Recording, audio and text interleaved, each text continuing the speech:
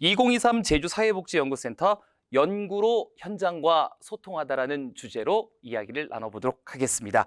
이번에 함께 살펴볼 주제는 제주특별자치도 소득 취약계층 실태조사 및 신규 사업 발굴입니다.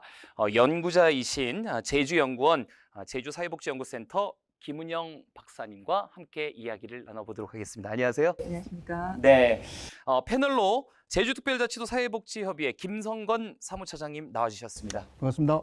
반갑습니다. 네, 바로 이어서 다음 소개로 좀 이어가도록 하겠습니다. 소득 취약계층 실태 조사와 신규 사업 발굴에 대해 연구 주제로서 또 관심을 갖게 된 어떤 계기가 있다고 보입니다. 우리가 이제 사는 사회에는 사실 그 소득 취약계층들이 또 계시잖아요. 네, 이런 부분에 대한 부분에게 더 관심이 좀 가야 된다고 보는데 어떻게 이제 계기가 되는지 궁금합니다, 연구원님. 네, 방금 말씀하셨다시피 어려운 분들이 굉장히 많으신데 지금 수급하고하고 수급자 규모가 증가하고 있습니다. 2022년도 기준으로 전국이 약 4.69% 정도 되는데 제주특별자치도는 이보다 많을까요? 적을까요? 저는 뭐 개인적으로 이제 제주도가 또 살기 좋은 네. 또 그러한 또 곳이기 때문에 네. 전국적으로 비해서 조금 상대적으로 조금 낫지 않을까 그런 부분에서는. 저도 사실은 처음 시작할 때 네. 적겠거니라고 생각을 했었는데 막상 조사를 해보니까 전국이 4.69%면 제주도는 4.92%로 전국 평균을 상회하고 있었습니다. 그래서 근데 그에 비해서 사회복지 기능별 예산 중에 이분들을 지원할 수 있는 예산은 또 상대적으로 낮은 편이더라고요. 그래서 이분들께 실질적인 도움을 드리기 위해서는 관련 연구조사가 필요하겠다라고 생각하던 중에 또 민선 8기 도정이 들어서면서 네. 사회복지 예산을 종전에 22.4%였던 거를 25%까지 확대하기로 하셔서 그렇다면 이 예산을 이쪽에 투입되는 게 맞지 않을까. 도에서 정책을 새로 만들려면 그럼 실질적으로 이런 분들이 어떤 걸 필요로 하시는지, 실생활에 어려움을 겪고 있는 건 뭔지 이런 걸 좀 조사를 해보고 그거를 토대로 정책 수립을 고민해보자. 여기에서 본 연구가 시작됐습니다. 그렇군요.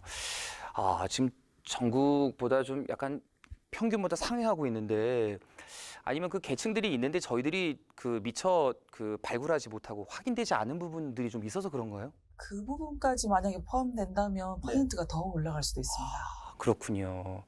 자, 그러면 저희들이 이제 취약계층이라는 이 단어를 좀 제대로 좀 파악하기 위해서, 흔히 그 수급자나 그 차상위층을 떠올리기 좀 쉬운 부분이 있는데, 복지 현장에서는 어떤 분들이 취약계층, 그러니까 내가 취약계층인지 아니면 어떤 분들이 또 취약계층인지 서로 잘 모르시는 분들이 계실 수 있을 것 같습니다. 처장님 생각 어떠신지요? 우리가 뭐 흔히 사회 경제적으로 좀 약자에 있는 집단, 네. 계층 이런 분들을 얘기할 때 취약계층, 소외계층, 사회적 약자, 뭐 저소득층 이런 말을 많이 씁니다. 그래서 그 중에서도 오늘 다루는 취약계층이라는 용어는 노동력이 있든 없든 상관없이 우리가 일상생활을 영위하는 데 있어서 필요한 생계, 주거, 의료, 교육, 돌봄, 문화 이런 것들을 누리는데 필요한 비용보다 소득이 적거나 또는 그런 걸 누리는데 감당하기 힘든 삶을 사는 계층 네. 이런 분들을 폭넓게 취약계층이라고 보시면 좋을 것 같습니다. 네. 좀 이 범위를 확대하면 다문화 그 결혼 이주 여성이라든가 네. 요즘 최근에 들어서 청년 또는 뭐 세터민 탈북 네. 사실 세터민까지 이렇게 취약계층을 좀 확대해서 보고 있습니다. 처장님이 말씀하시는 취약계층 그리고 저희들이 좀 분석을 해야 되는 그 소득 취약계층 이런 어떤 차이점이 좀 있을 수 있는데요. 소득 취약계층 중에서도 1인 가구와 다자녀 가구 그리고 동지역과 읍면지역, 청년층과 노인층 등 집단별로 주요 그 호소 문제가 다 다를 것 같은데요. 이 실태 연구의 모든 결과를 한꺼번에 다 답할 수는 없지만 먼저 1인 가구와 다자녀 가구 뭐 이런 부분에서 먼저 좀 설명해 주시죠. 저희가 실태조사 같은 경우에는 주거와 소득 지출, 보건의료, 고용, 사회보장 서비스, 삶의 질, 그리고 가구 일반상까지 총 7개 영역에서 네. 제주 전 지역을 대상으로 살펴봤는데요. 네네. 저희가 예상했던 대로 생활비 같은 경우에는 100만 원 미만이라고 응답한 대상자분들이 가장 많으셨고요. 그러면 생활비 중에 가장 부담되는 지출 항목은 뭐냐라고 했을 때 생계비가 가장 부족하다. 그리고 부채를 가지고 계신 분들 중에서도 네. 이 부채의 원인이 생계비가 누적돼서 생긴 경우가 많으시고요. 네. 그래서 중앙정부나 지자체에서 이런 정책을 실시해줬으면 좋겠다라는 물음에 대해서는 좀 일자리 지원 서비스가 확충이 됐으면 좋겠다라는 응답이 많으셨습니다. 네. 아니 그 연세가 좀 있으시더라도 더 일을 하실 수 있고 그리고 경력이 좀 단절되신 분들도 좀 계시잖아요. 그러한 좋은 인재분들이 제주도 곳곳에서 좀 활동했으면 하는 그런 부분도 좀 필요하다고 보입니다. 자, 그리고 또 어떤 게 또 있을까요? 이 주택 관련 설문조사 부분에서는 조금 네. 재미있는 응답이 나왔는데요. 네. 당연히 1인 가구와 다인 가구, 네. 다자녀 가구의 욕구가 다르게 나올 거잖아요. 그렇죠. 제 1인 가구 같은 경우에는 월세 보증금을 좀 지원해줬으면 좋겠다라는 욕구가 있었고요. 2인 가구는 장기 공공 임대주택을 좀 확충해달라. 그리고 3인 이상 가구 같은 경우에는 아까 처음에 얘기하셨던 대로 정보가 조금 모자라다. 예, 주거 상담이라든가 정보 제공 쪽에 좀 도가 신경을 써줬으면 좋겠다라는 응답이 높게 나타났습니다. 아, 그렇군요. 네. 어쨌든 그 1인 가구 그러니까 이제 상황상 이제 혼자 지내시는 분들은 이제 월세 보증금에 대한 관심도가 좀 높고 2인 가구는 장기 공공 임대주택, 3인 가구는 어쨌든 자녀와 함께나 이제 세대, 2세대 이상의 분들이 좀 사시는 건데 정보 제공에 대한 부분이 좀 적은가 봅니다. 이런 부분에 대한 부분 해결점이 어떤 게 있을까요? 사실 많은 제도가 만들어지고 있는데 도민에게 홍보를 한다고 열심히 하고 계신 것 같은데 아직도 좀 홍보가 안 되고 있는 부분이 많은 것 같아서 예, 사실 이런 부분은 조금 다른 차원의 일일 수 있습니다만은 최근에 그 가장 유명한 돌봄 서비스 제도 중에 제주같이 통합 돌봄 제도가 있지 않습니까? 그거를 이제 사실은 앞으로 조금 더 확대를 해야 되는데 그 확대 서비스 중에 정보 제공 서비스가 조금 더 늘어나게 된다면 이런 부분도 충분히 보완이 되지 않을까 싶습니다. 맞습니다. 제주같이 통합 돌봄 제가 이제 작년에 올해 이렇게 이 부분을 좀 많이 그 방송을 통해서도 한번 좀 소개한 적이 있었는데 정말 좋은 내용이더라고요. 뭐 가사 지원, 긴급 돌봄, 식사 지원 등등. 아니 이런 게 정말 사실 진짜 필요하고요. 아니 근데 처장님 이런 정보가 뭐 도에서나 협의회에서도 그리고 뭐 센터에서도 이제 이게 어디 홈페이지나 이런 데도 많이 좀 전달되고 이러한 유인물들도 참 많이 이게 비치가 돼 있는데 나중에서야 또 이제 아, 나 이거 몰랐다. 지금이라도 좀 어떻게 안 되겠냐. 이런 민원들도 좀 있지 않습니까? 예, 저희들도 지금 고민 중에 하나가 이런 정보가 워낙 많아서 정보를 얻기 어려운 아, 이런 좀 역설적인 상황이 있는데 그런 어려움을 좀 해소하고자 저희 사회복지협의회에서는 제주복지넷 www.jeju.bokjinet 아, 되게 밑으로 이제 자막이 좀 잘 제주복지.net 아, 네. 제주복지넷을 네. 통해서 종합 정보를 제공하고 있습니다. 음, 그래서 이쪽에 오시면 다양한 정보를 또 얻으실 수 있고 아까 그 주거복지 관련해서는 제주시나 서귀포시에 주거복지센터가 있습니다. 네. 또 이런 데를 이용하시면 또 주거복지와 관련된 정보를 손쉽게 얻을 수 있을 거라고 생각됩니다. 네.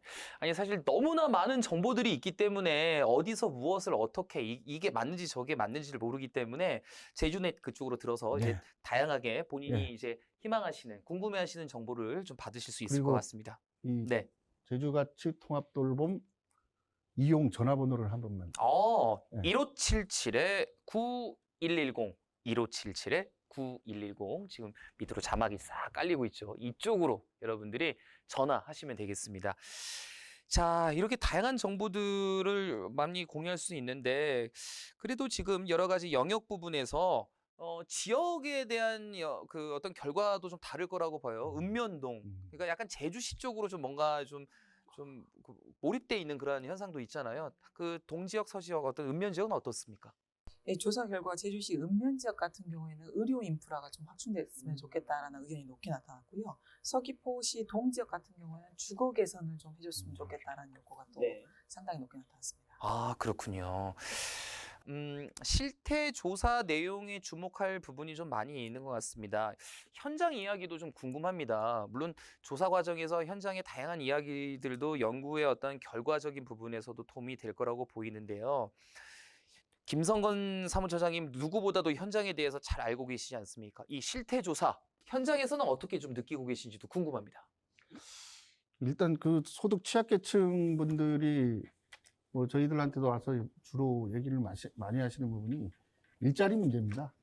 그래서 일자리 일자리를 통해서 안정적인 소득을 네. 얻고 싶다는 부분이 많은데 뭐 지금 청년이나 뭐 어르신이나 장애인 분들이 안정적인 일자리 구하기가 지금 굉장히 어려운 네. 상황이고, 그리고 아까 말씀하셨지만 아무래도 지역적으로 읍면 지역의 인프라라든가 복지 자원이 여러모로 부족하기 때문에 읍면 지역의 소득 취약계층을 위한 돌봄 체계 강화라든가 또 어떤 기본적인 어떤 인프라 확충이라든가 이런 부분을 통해서 소득 취약계층의 어떤 안정적인 삶을 돕는 네. 이런 것들이 필요하지 않을까 생각이 들고, 네. 그래서 일자리 문제는 뭐 일자리만의 문제가 아니고 복지와 연결된 네. 이런 부분으로 좀 이번 연구 결과와 함께 좀 같이 고민이 되었으면 하는 그런 바람입니다. 네. 네. 자, 읍면동의 일자리 부분이 좀 많이 보완됐으면 하는 부분이 있고요. 다시 박사님과 좀 이야기를 나눠보도록 하겠습니다.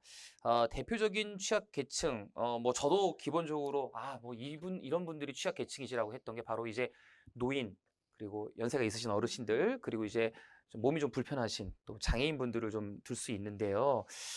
이러한 부분에서 타 지자체는 아니 그 좋은 사례는 좀 사실 본받아야 되는 부분도 있지 않겠습니까?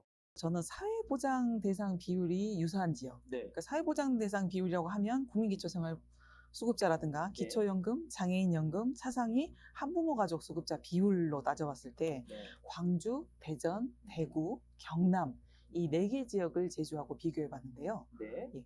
광주 같은 경우에는 광주자음 통합돌봄, 대구는 희망가족 돌봄 등 돌봄의 중요성이 지자체 사업에 많이 반영이 되고 있더라고요.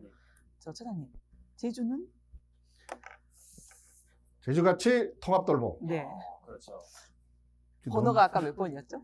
1577-9110. 네, 맞습니다. 야, 뭐저 제주에도 같은 돌봄 제도가 있어서 이 부분은 참 잘 되고 있구나라고 네. 판단을 하였고요. 그다음에 저소득하고 노인, 장애인 같은 경우에는 아까 말씀하셨던 대로 일자리의 중요성이 많이 강조되고 있어서 일자리 창출 관련 자체 예산 사업이 많이 있었습니다.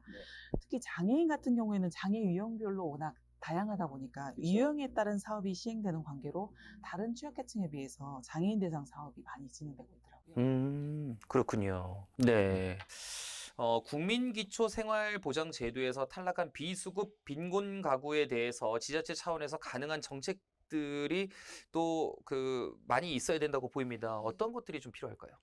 사실은 이 부분은 지자체에서만 대응하기에는 쉽지가 않습니다. 그래서 지금 올해 국가적으로 대응이 조금 달라진 부분이 있는데요.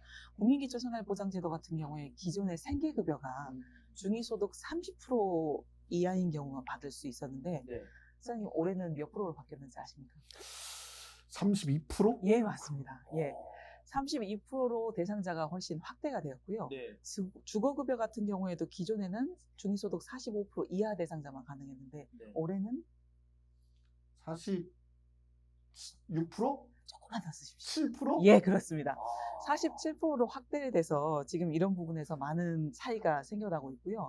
그럼 아까 질문해 주셨던 대로 지방자치단체 차원에서는 어떠한 정책적 대응이 있느냐, 그거를 제가 조금 조사를 해보니까 지역형 기초보장제도라는 게 있더라고요. 그래서 그 수급제도에서 탈락한 분들 대상으로 서울과 대구, 세종, 부산, 광주, 전북, 인천 등에서 이 제도가 시행되고 있는데 가장 먼저 시행했던 서울시 같은 경우에는 중위소득 47%. 47%. 예, 그럼 꽤 높죠. 네. 47% 이하를 대상으로 재산 조사를 거쳐가지고 생계급여와 해상급여, 장제급여를 제공해주는 제도가 있습니다. 네.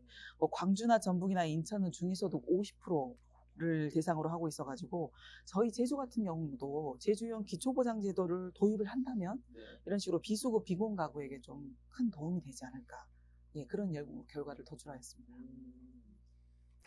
자, 이제 다음으로 가서 어떤 부분이 계속해서 좀 정책적으로 좀 보완돼야 된다. 이런 부분이 있다면 어떤 게 있을까요?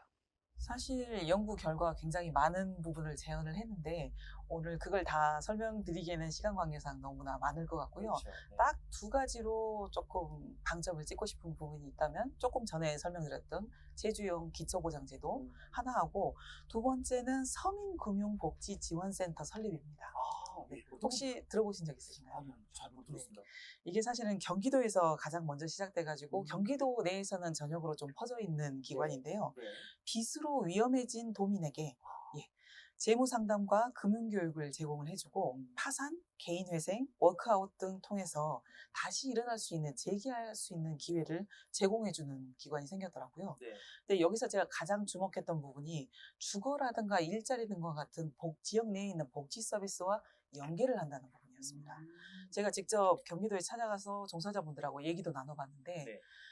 금융지원 같은 경우에 사실은 완전히 회복할 때까지 긴 호흡으로 서비스 제공이 필요한 분야인데 그동안의 금융지원 같은 경우에는 일정 부분의 어떤 정도 해결만 해주면 딱 끊어지는 경우가 많아가지고 그렇죠. 네. 다시 비슷한 부분의 어려움을 겪게 되는 그런 사례가 많이 발견이 돼가지고 이거는 복지 서비스와 상담 서비스와 연계가 되지 않으면 실효성이 없다라고 봐서 경기도 같은 경우에는 지속적인 상담하고 복지 서비스까지 함께 제공하고 있더라고요. 네.